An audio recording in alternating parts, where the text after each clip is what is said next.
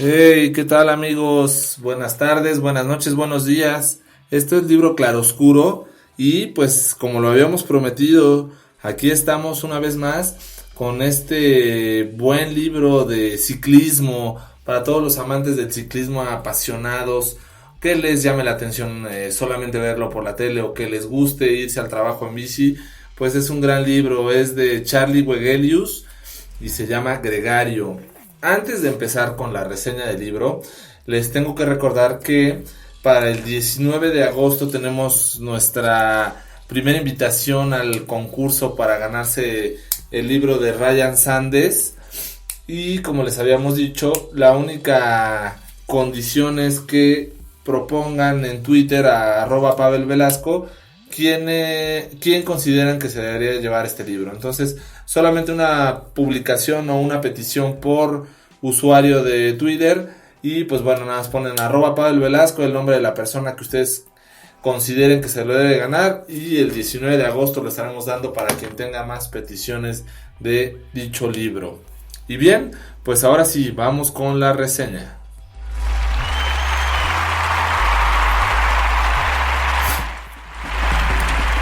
Pues bien, en este libro Charlie Wegelius lo hace junto a Tom Southam, un ciclista con el cual pues tuvo una convivencia de 3 años en un equipo de ciclismo y también por parte de la selección de la Gran Bretaña de ciclismo. Entonces fueron amigos en la bicicleta y ahora pues retoman estas vivencias o estas narraciones que tuvieron a bien plasmar en este libro, en el cual platican un poquito desde su infancia hasta cuando se hacen profesionales y pues hasta el retiro de Charlie Wegelius, que por ahí empezaron en el 99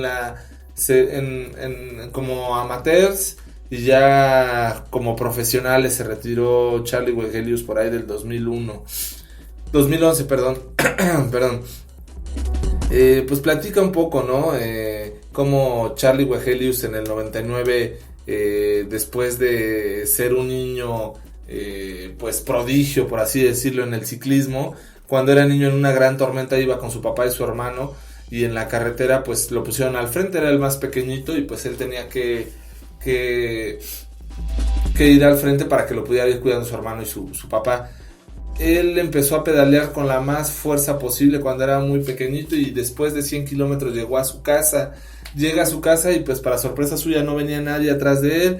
Se alcanza a bañar, se cambia de ropa, ya iba a cenar y apenas iba llegando su hermano y su papá. Sorprendidos ante esta hazaña dicen: oye, ¿cómo es posible tú siendo un niño pues nos hayas dado vuelta en la bicicleta? Desde ahí se mostraba un poco su poderío y su capacidad en la bicicleta, a lo cual Charlie pues también le pidió a su mamá cuando niño que pues hablara con el profesor de educación física y pues no le hicieran perder tanto tiempo en actividades de niños, que pues más bien le dieran ese tiempo o la hora que ocupaba la educación física pues para que él se pudiera ir a entrenar.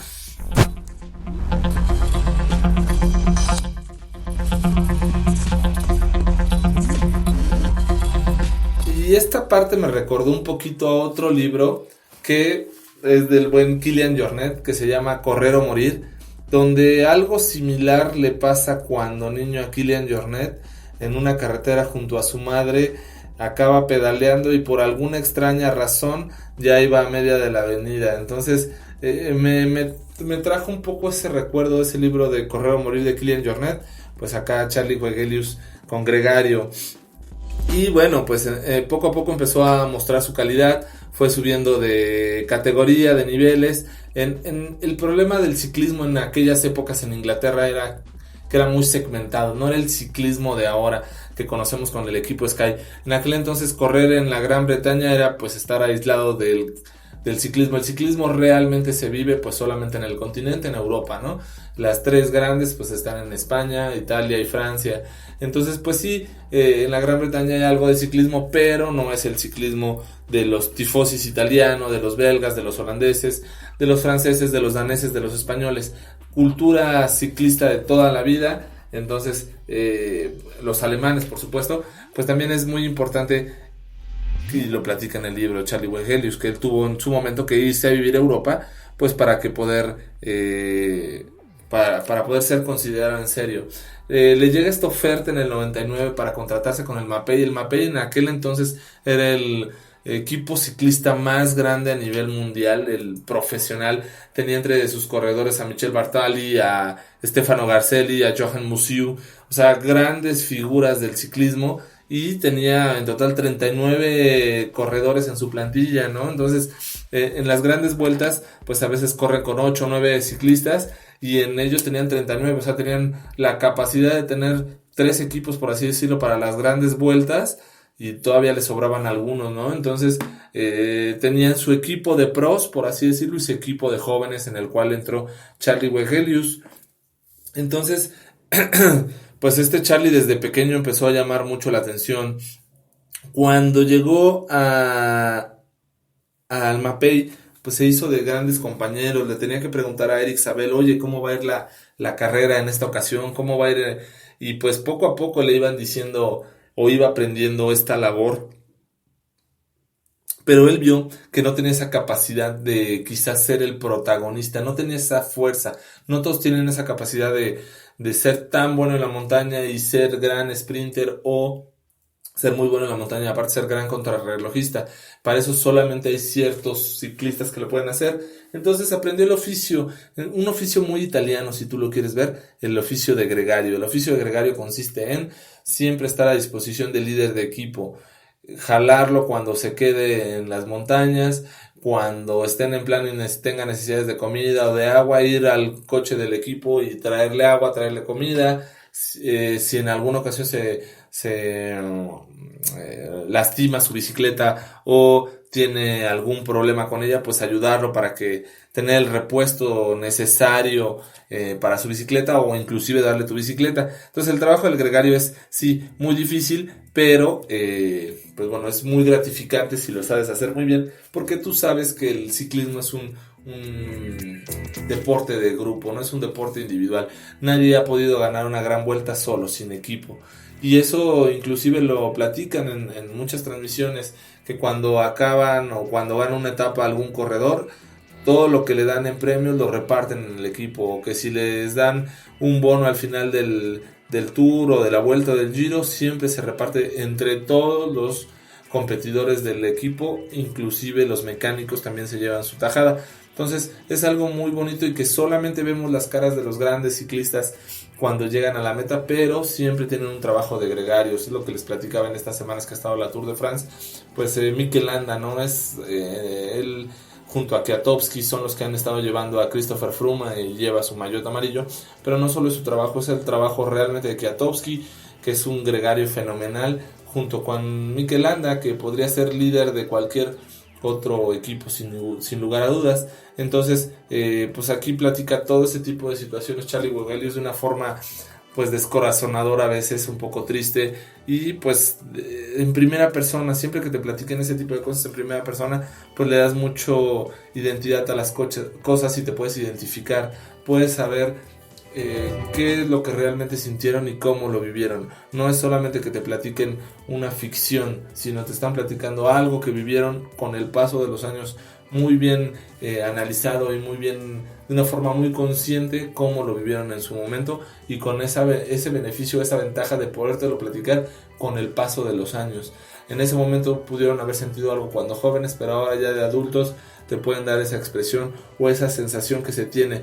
Es en todos los deportes, pero por nada está mal dicho, o está bien dicho, perdón, que el ciclismo es uno de los deportes más duros. El Tour de France es la etapa más demandante, o la competencia más difícil a nivel mundial, y pues sí, es que lo tiene todo. Tiene presión, tiene distancia, tiene duración, tiene número de competidores, toda la prensa está volcada sobre ti. Es uno de los grandes eventos a nivel mundial.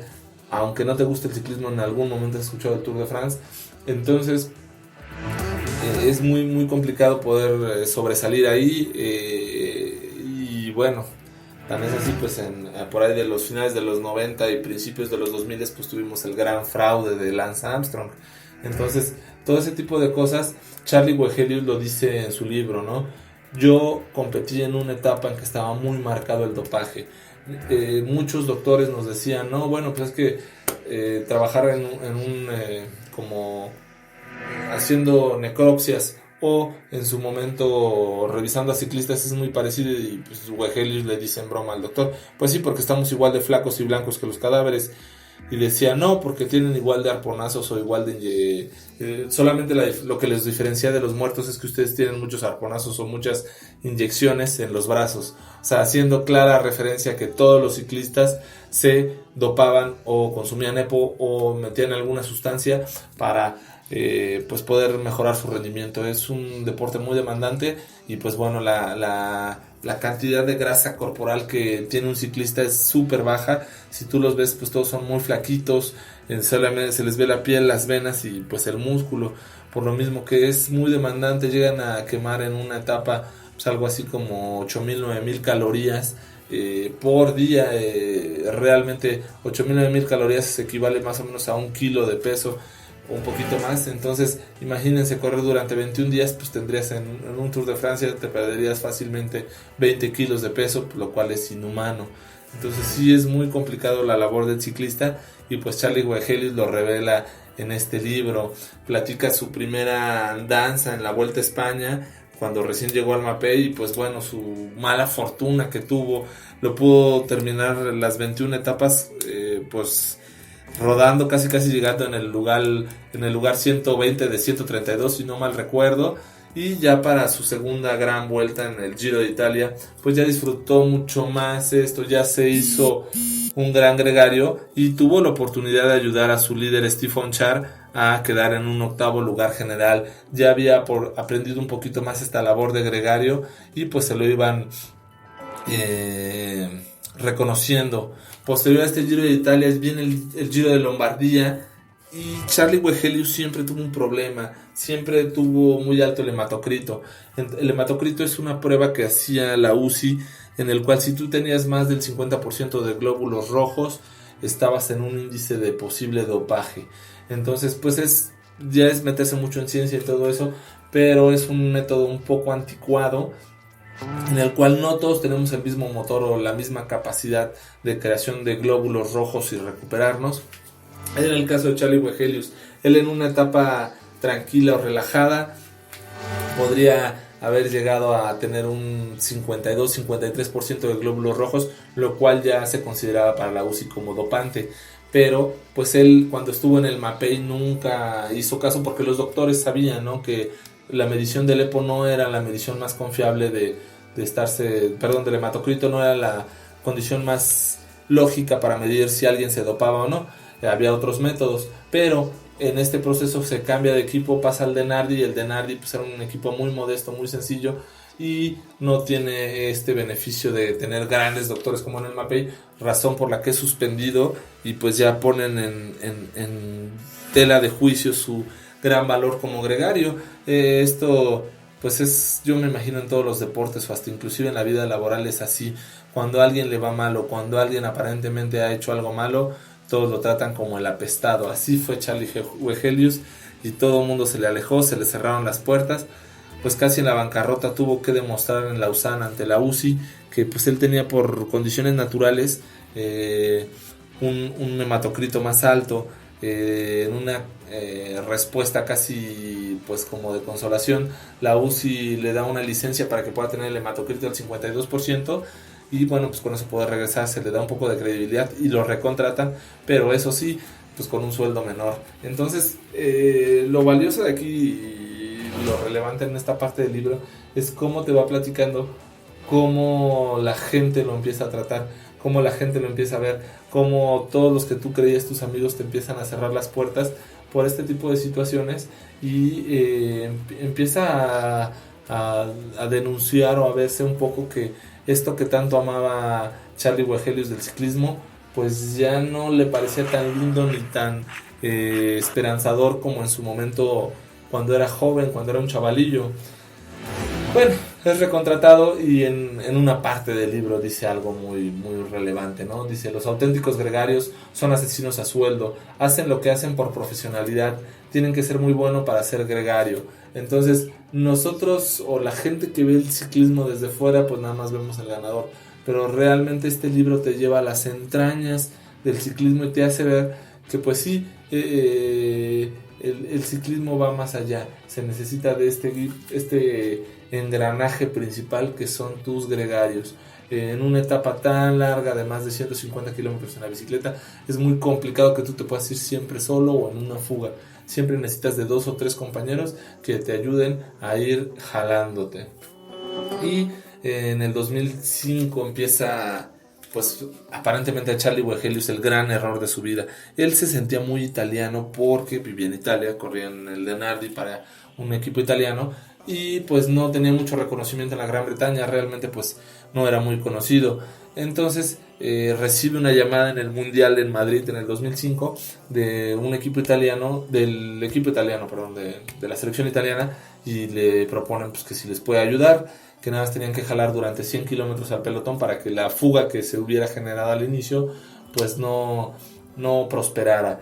Charlie Wegelius pues se sentía identificado, él lo platica, ¿no? Más italiano que inglés realmente, aunque para curiosidad él era de ascendencia finlandesa, ¿no? Su papá era finlandés, su madre inglesa, se cría en York, en Inglaterra, y bueno, y ahora resultaba que se sentía un poco italiano.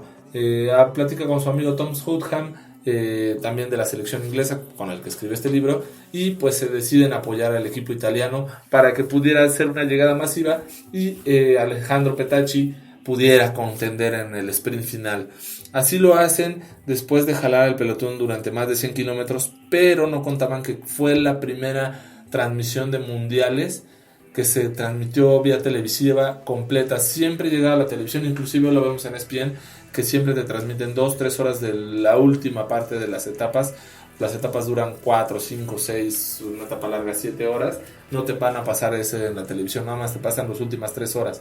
Y en este caso en el Mundial eso pasó. Era una etapa de 260 kilómetros, duró más o menos 7 horas, imagínense nada más, ¿no? O sea, 7 horas de retransmisión, y pues captaron el momento en el cual solamente 2 corredores de la Gran Bretaña iban jalando al pelotón durante 100 kilómetros.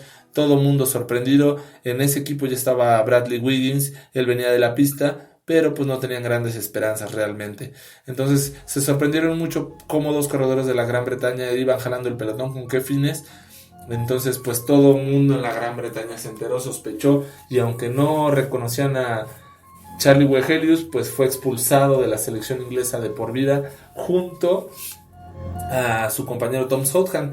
Entonces ahí es donde se empieza lo curioso, ¿no? Cómo era posible que gente que se dopaba o que tenía antecedentes no muy claros de forma química para competir, le permitían regresar después de 1 o 2 años a sus selecciones inclusive, y a ellos que pues habían cometido un error, sí, por en algún momento apoyar a otro equipo, ahora estaban vetados de por vida de la selección. A él no le dolía tanto realmente.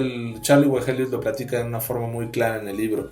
Yo competía todo el año para un equipo de ciclismo, y cuando llegaban los mundiales tenías que representar a tu país, pero tu país, ¿qué te daba? Realmente nada, solamente tenías que correr por el amor a un equipo que ni siquiera te daba ni un sueldo, ¿no? O sea, todo era pues tú ponías tu cuerpo, tus piernas, ellos te ponían el avión y ya, pero tú tenías que poner todo lo demás. Entonces como que no había esa unión realmente en el ciclismo. Tiempo después el seleccionador inglés sí dice, ¿no?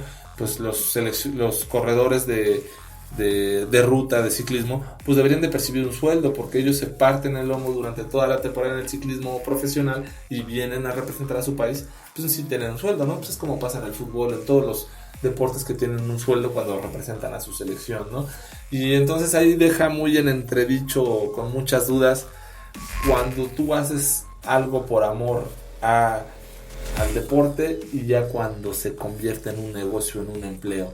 Entonces ahí deja de ver de una forma muy, muy suavecita, muy tranquila si tú quieres, pero te da eso, ¿no? Lo que muchas veces pensamos.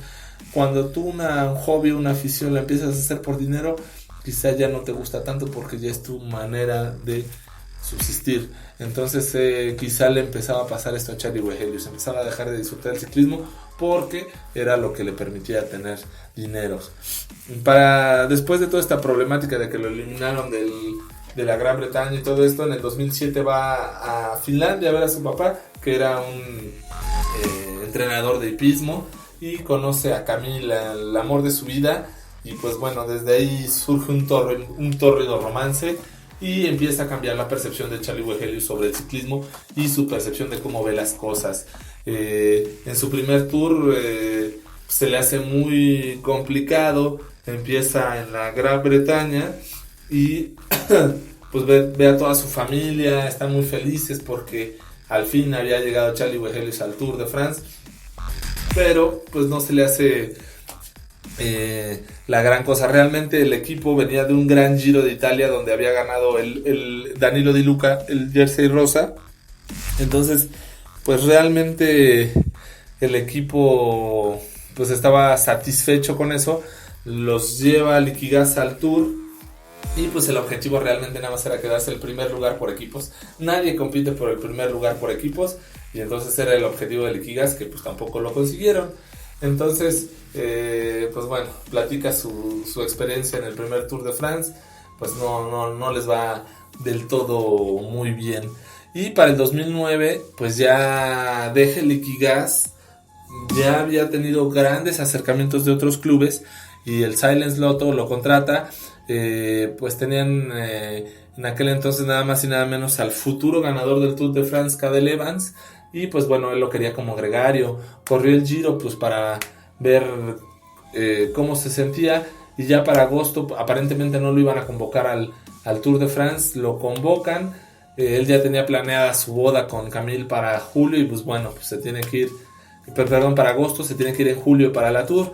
Se va a la Tour y a diferencia, y platico un poco, ¿no? Cómo es en el pelotón, ¿no? Cuando un ciclista es líder en el pelotón y cuando un ciclista es líder en el equipo.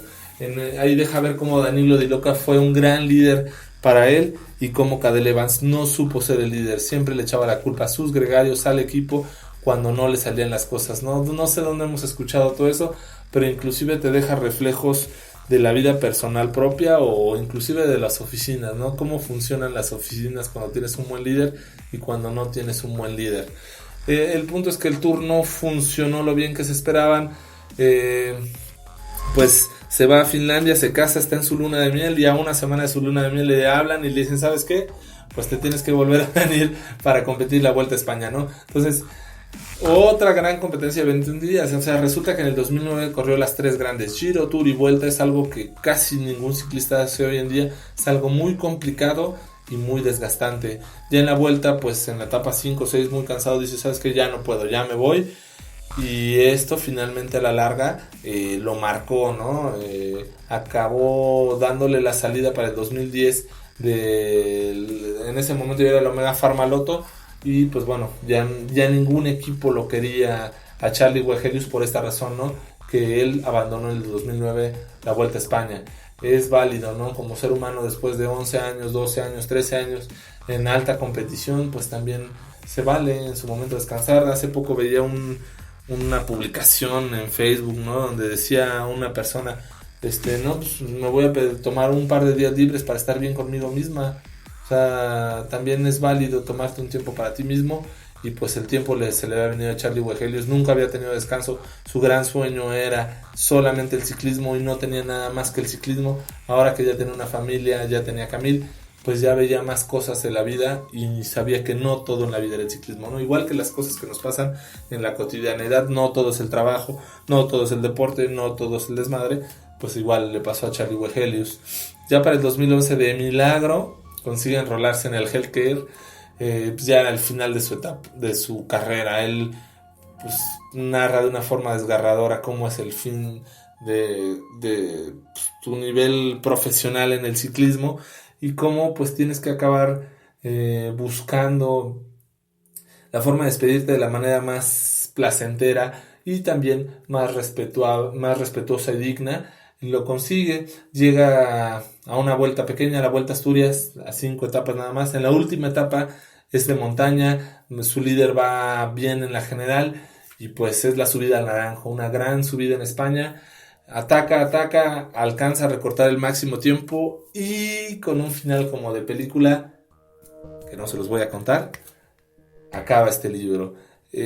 Solamente dice algo muy gracioso Charlie Wegelius en la meta, llorando sobre el manillar porque nunca había conseguido una victoria de etapa durante todo el tiempo que fue profesional, y en ese día estuvo a punto de conseguirlo, y dice que el ciclismo no es un cuento de hadas, ¿no? Entonces, con esa felicidad que empieza el libro, acaba con esa tristeza de decir que así es el ciclismo. Entonces nos sorprendemos o le sorprende a la gente que no le gusta tanto el ciclismo, pues ¿por qué se apasionan tanto? Realmente es un deporte muy bonito, muy valioso, y pues como sección final podemos agregar que un auténtico gregario tiene un valor incalculable cuando es el único que queda rodando al frente para otro y no tiene ambición de ganar el mismo. Es algo así como dar todo por otra persona. Ese es el valor de un gregario, es como el verdadero amor. Cuando amas a una persona sin esperar nada a cambio, así son los gregarios. Son los que dieron todo por su líder. Pues así es este libro, Charlie Wegelius, El Gregario. Gran libro, literariamente le pondríamos una calificación de 7. ¿A quién se lo recomiendo? A los que les gusta el ciclismo, es obligado, lo tienen que leer, es de los mejores libros con las mejores historias de ciclismo, se ven grandes personajes en el ciclismo. Sí, él lo especifica que por muchas cuestiones de dopaje no habló de ciertos personajes que en su época estuvieron, entonces no vas a poder ver toda la elite de ciclistas que convivieron con él, pero es por eso, ¿no? Porque realmente estaban metidos en cosas extrañas de doping, entonces para no molestarlos no los menciono en el libro, pero sí vale mucho la pena. Inclusive como experiencia de vida vale mucho, como una biografía, poderse acercar a este libro. Entonces, pues ahí está, un libro más, una semana más. Recuerden escribir a @PavelVelasco con sus candidatos para el libro que estamos dando en regalo de Ryan Sanders para el 19 de agosto. Y pues muchas gracias una vez más por escucharnos. Buenas tardes, buenas noches, buenos días. Hasta luego.